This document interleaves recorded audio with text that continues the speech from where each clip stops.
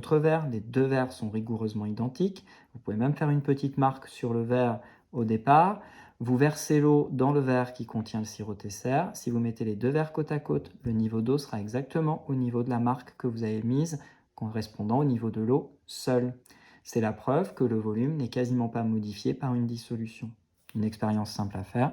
Si vous voulez prendre quelques minutes pour la faire, aucune difficulté, vous devez avoir le matériel chez vous pour pouvoir faire ça. Voilà pour cette explication qui me permet maintenant de proposer une relation littérale. Cette relation littérale, au même titre que les notations, sera à apprendre. Je vais donc directement l'écrire en rouge. Cette relation littérale me pousse donc à proposer une formule qui me donne Cm soluté. Par exemple, c'est une présentation possible. Je sais que Cm soluté doit s'exprimer en grammes par litre. C'est l'unité que je vous ai demandé de mémoriser.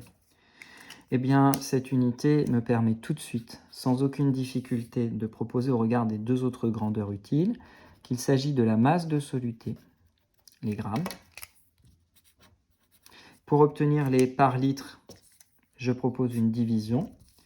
Une division par quoi? Quelque chose qui est en litres, c'est-à-dire le volume de solution.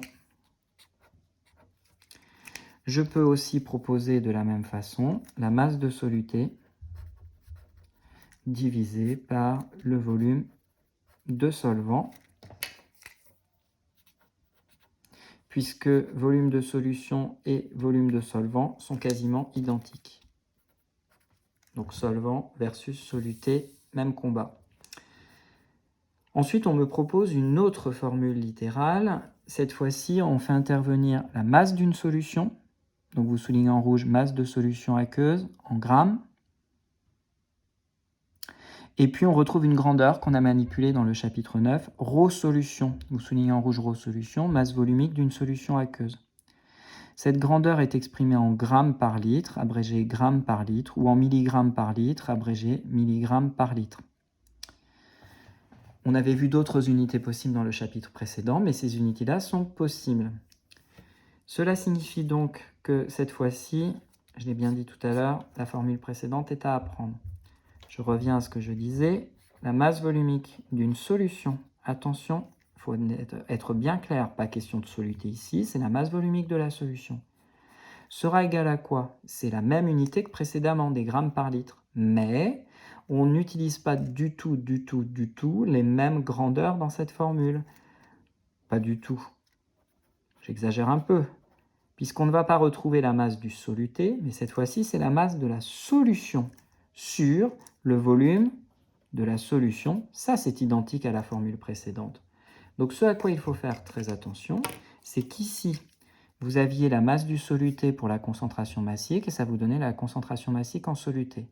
Pour la masse volumique en solution, il faut bien prendre la masse en solution et pas autre chose. Donc, très important, ces deux formules sont rigoureusement différentes. Ça n'est pas la même signification.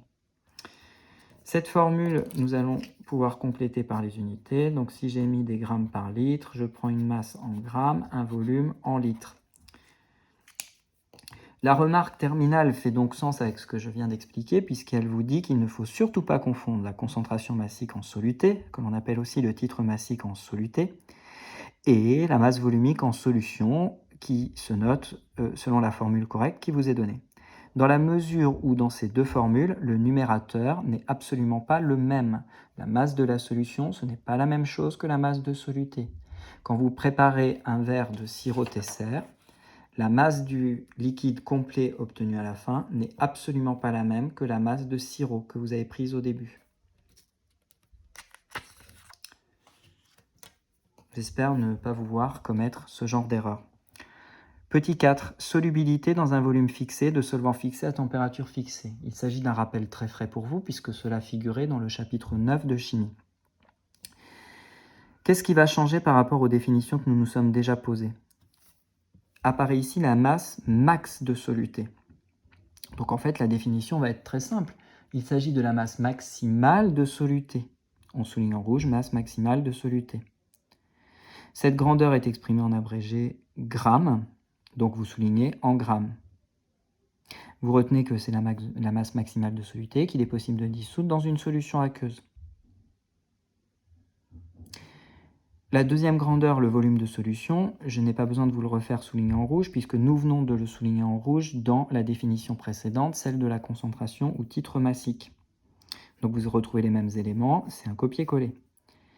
La définition de la solubilité d'une espèce chimique, vous pouvez corriger ici et proposer plutôt la solubilité d'un soluté. Autant coller le mieux aux définitions que nous manipulons. C'est la solubilité d'une espèce chimique, donc du soluté sous-entendu, dans un volume fixé, de solvant fixé, à température fixée. Vous soulignez en rouge cette définition. La solubilité d'une espèce chimique est quantifiée par la masse maximale de soluté exprimée en grammes abrégé grammes ou milligrammes abrégé milligrammes qu'il est possible de dissoudre dans un litre de solvant fixé à température fixée. Tout ça a déjà été appris. Donc vous soulignez en rouge cette définition. Cette grandeur est donc exprimée en général, puisqu'il s'agit d'une masse pour un certain volume, en grammes par litre. Vous soulignez en rouge l'unité.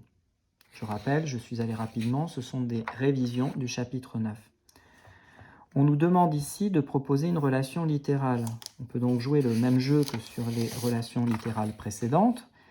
Je retrouve donc que la solubilité d'un soluté quelconque est égale à la masse maximale, puisqu'ici il faut atteindre le maximum que l'on puisse dissoudre, de soluté divisé par le volume de solution. Je peux proposer que c'est presque égal, environ égal, à la masse maximale de soluté sur le volume de solvant. Les unités me disent que c'est en grammes par litre. J'aurai donc une masse que je devrais mettre en grammes et un volume que je mettrai en litres. Même chose pour la dernière formule, masse maximale du soluté, et que ce soit le volume de solution ou le volume de solvant, on le mettra en litres. Une solution aqueuse, telle que la concentration massique en soluté, soit égale à la solubilité de ce soluté, c'est-à-dire à la concentration massique maximale en soluté. La solubilité que nous venons de voir, ça n'est rien d'autre qu'exactement la même définition que la concentration massique en soluté, si ce n'est qu'ici, on rajoute, je n'ai pas insisté tout à l'heure, mais le petit m, c'est concentration massique, donc pour massique, si ce n'est qu'on rajoute ici que la masse est prise au maximum. Lorsque la masse est prise au maximum, la concentration massique en soluté est rebaptisée solubilité. C'est aussi simple que cela, à condition de bien avoir les idées au clair sur chacune de ces deux définitions.